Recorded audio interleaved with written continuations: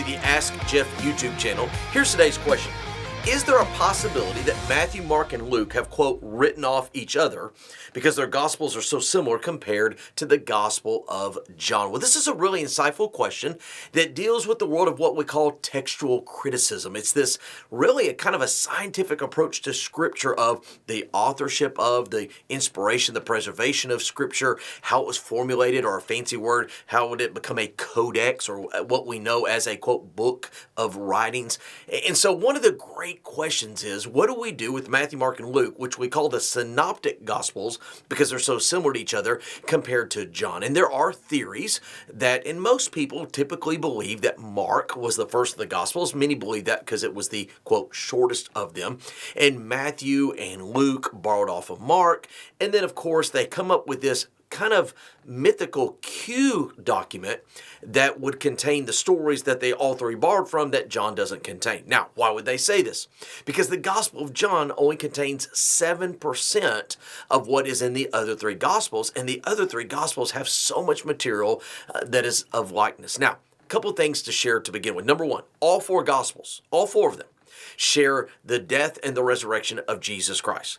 All four Gospels also share the story of the feeding of the 5,000, which is really interesting because John is never mentioned in the mix of, quote, these other three when it comes to textual criticism, synoptic, Q document, all that mess. Now, all that being said, let me just pull back a moment and look at this from a very simplistic perspective.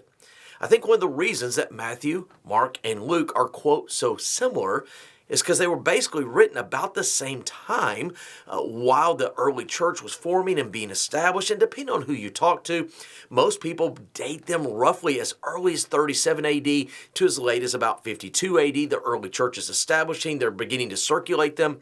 What we know is the Gospel of John, most people believe, was written much later. After all, the book of Revelation from the island of Patmos was about 95 to 96 AD. And there are many that believe that the reason that John's gospel is so different isn't because the others borrowed from a certain source that he didn't. It's because there could have been 20, 30, maybe in 40 years time difference. The church would look different. The issues and the struggles being addressed would be different as well. So again, at the end of the day, 2 Timothy 3 says that all Scripture is given by inspiration of God. Matthew, Mark, Luke, and John, the Lord gave us, and then He preserved it.